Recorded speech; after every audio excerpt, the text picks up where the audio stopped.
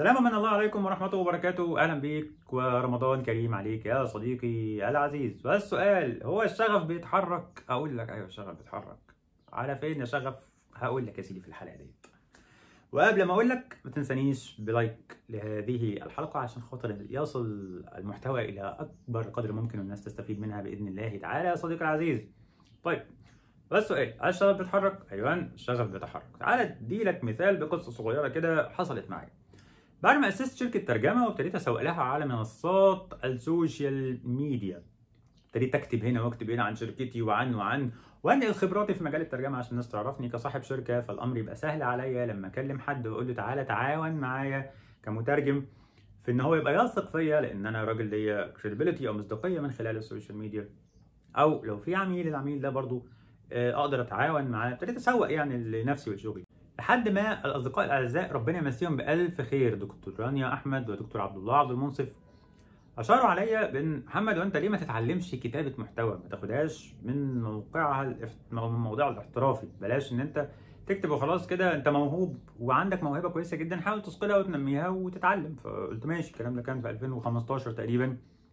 فقعدت ادور وانكش ايه كتابه المحتوى، هل ممكن اللي انا بعمله ده يكون حاجه ذات مغزى وبزنس وكده. بعدين اكتشفت ان عالم كتابه المحتوى ده عالم كبير جدا جدا جدا. ابتديت ان انا اخد فيه دورات تدريبيه وكورسات مجانيه على مدفوعه، ابتديت اتعلم هنا واتعلم هنا واخد ورشه عمل هنا وورشه عمل هنا، اسمع بودكاست هنا وهنا، وابتديت اطبق الموضوع ده بشكل اكبر وبشكل اعمق. ابتديت ان انا اكتسب فيه ارضيه واحاول واشوف عملاء لقيت الموضوع كان مغري جدا ان انا اكمل فيه الحمد لله بفضل الله. واكتشفت ان ده كمان بينعكس على البيرسونال براند بتاعي، او ان انا ابتديت ان انا اطور الموضوع واطلع فيه من فكره حتى كاتب المحتوى اللي ابتدى ياخد مشاريع لفكره الشخص اللي بيعمل هويه رقميه على السوشيال ميديا بشكل كويس. بقى عندي النهارده واحنا بنصور الفيديو ده حوالي 77,000 متابع على فيسبوك، والنهارده يوتيوب واحنا بنتكلم في حوالي داخلين على 13,000 متابع ان شاء الله باذن الله، حوالي 12,700 تحديدا. يعني دي حاجه كويسه مش وحشه بالنسبه ان انت شغال اورجانيك ريتش، او ان انت بتكتب بس ما بتدفعش يعني اعلانات علشان خاطر توصل اسرع.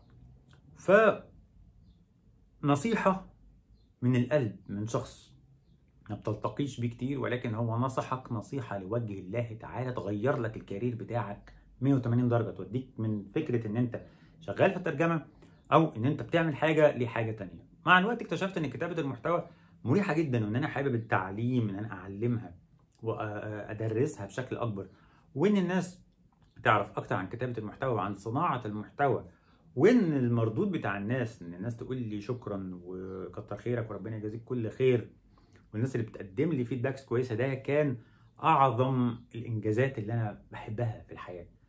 ومن ناحيه تانية الترجمه لقيت ان شغفي بيه عمال يقل، ما بقاش زي الاول. خلاص بقى الموضوع مشروع شغال ومشروع الحمد لله ماشي والدنيا تمام، موظفين و وهنا بقى حصل الكونفليكت او اللخبطه، تمشي ورا حبك لكتابه المحتوى وابتدت انها تتحول من هوايه وشغف لانها بتجيب دخل لشركه الترجمه القائمه، واللي برضه بتجيب دخل. بس في حاجه انت بتحبها وفي حاجه انت ما بتحبهاش، فتعمل ايه؟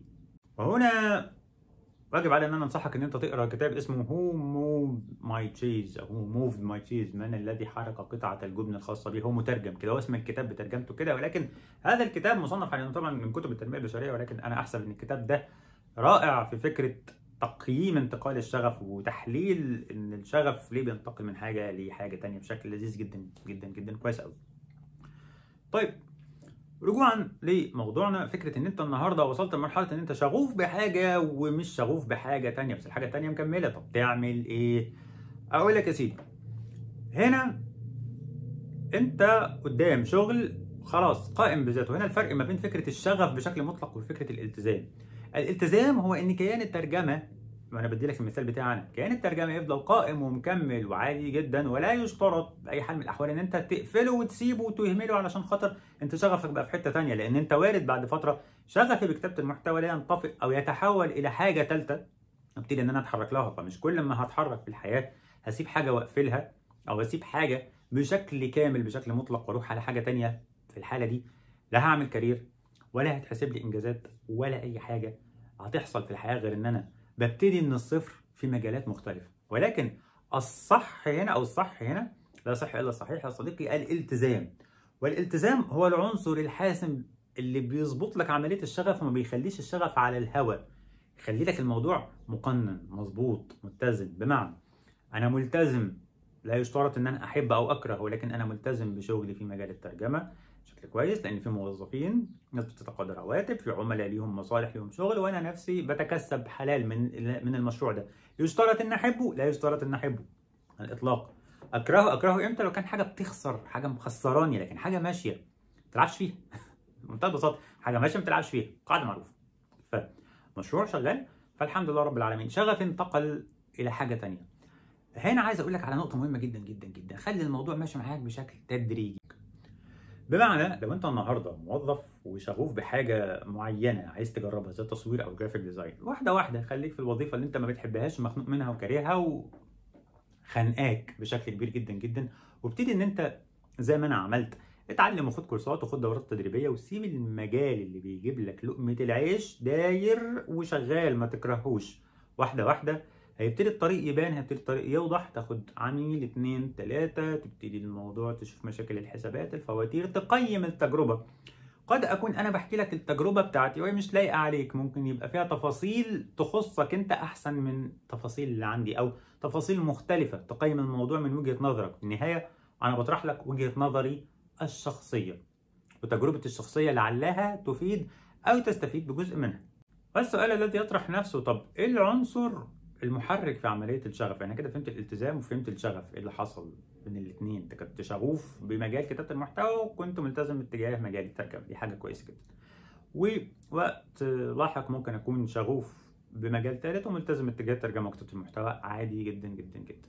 عشان كده بنصحك تقرا كتاب هو موفد ماي تشيز، مهم جدا لو انت عايز تنتقل من مجال لاخر. طيب الانتقال ده بيفرق في ايه؟ يعني في ناس تقول لك لازم تتبع شغفك وتطلع بره منطقه الراحه. عايز اقول لك انت يعني ما لهاش داعي.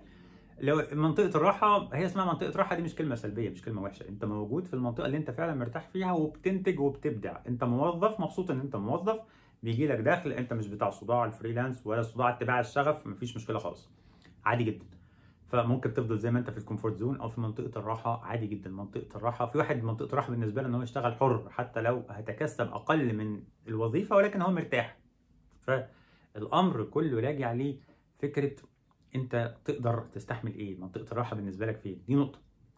النقطه الثانيه فكره مستوى الخبره اللي انت وصلت له. يعني فكره الشغف اللي بيتحرك ده بيتحرك بناء على فكره اكتسابك للخبرات، انت بتكتسب خبرات.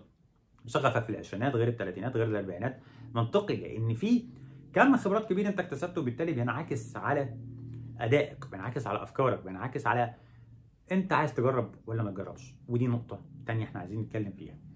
فكره التجربه نفسها من عدمها دي حاجه ترجع لك. في واحد بيفضل انه يحتفظ بالشغف كهوايه، يعني مثلا لو جيت لك لحته كتابه المحتوى، في حد يحب يكتب لكن ما يحبش ان كتاباته دي تنتقد او تقيم، ما يحبش انه يعمل الكلام ده لعميل ويتكسب منه.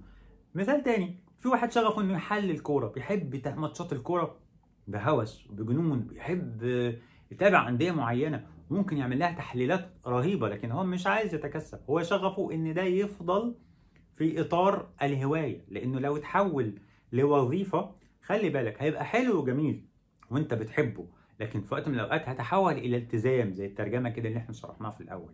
الشغف واحده واحده بيتحول الى التزام، والالتزام ده التزام اتجاه عميل، والتزام اتجاه عمل فواتير، والتزام اتجاه مشاريع بتتسلم، فبالتالي ممكن يخنقك ويتحول من شغف الالتزام، فتيجي تدور على شغفك في حته ثالثه. ده اللي عايز اقوله لك ما بين فكره الشغف والالتزام. يعني الشغف بيتحرك، الشغف بيتحرك وبيتنقل. انت بتتنقل معاه بناء على ايه؟ بناء على خبراتك، بناء على احساسك بفكره هل التحرك ده صحيح ولا خاطئ. طيب اجري ورا شغفي ولا لا؟ والله اجري ولكن بالتدريج، طالما انت مش ريسك تيكر، مش الراجل اللي هياخد مغامره جريئه رهيبه مرعبه، فياخد الموضوع بشكل تدريجي ويبتدي يتحرك مع الشغف واحده واحده، وشوف ده يوديك لايه، لان في بعض الاحيان ممكن يبقى شغف مؤقت. وخلي بالك في نقطه مهمه جدا عايز اقول لك عليها، ان في بعض الاحيان لما الشغف ده يفضل شغف ما بيجيبش فلوس او ما بيتحولش الى قيمه ماليه او ملوش مردود بشكل او باخر، احيانا بتفقد الشغف ده وبتفضل ان انت ما تكملش فيه. وشغفك ممكن ينتقل الى حاجه تانية. هي دي نفس نظريه هو موفد ماي تشيز، فكره الجبنه اللي بتنتقل من خانه للتانيه، وان انت بتفضل تجري ورا الجبنه دي طول الوقت، يعني زي الفار الصغنطوط اللي بيجري يدور على الجبنه ده. يعني النموذج اللي عرض الكتاب يعني بشكل لطيف ده. انا بحكي لك كده حاجه من على وش القفص الكتاب، يا ريت تحاول تقراه او تقرا المراجعه بتاعتي على القناه للكتاب ده.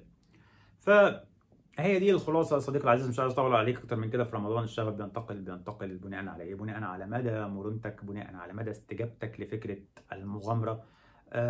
ممكن تنتقل بشكل تدريجي، ولكن في كل الاحوال لازم تراعي الالتزام. الالتزام ثم الالتزام ثم الالتزام هو ما يضمن لك الاستمراريه في الحياه بشكل منضبط يا صديقي العزيز، ويدي لك مساحه انك تجرب شغفك وقت ما تحب برضه، لانك دايما عندك صمام امان في الحياه اسمه التزام. هذه كانت تجربتي بخصوص كتابه المحتوى والترجمه. شكرا جزيلا لوقتك، رمضان كريم عليك. لو ليك اي تعليق، ليك اي مشكله مع الشغف او مع الترجمه او كتابه المحتوى عموما، سيبها لي في التعليقات. شكرا جزيلا، السلام عليكم ورحمه الله وبركاته.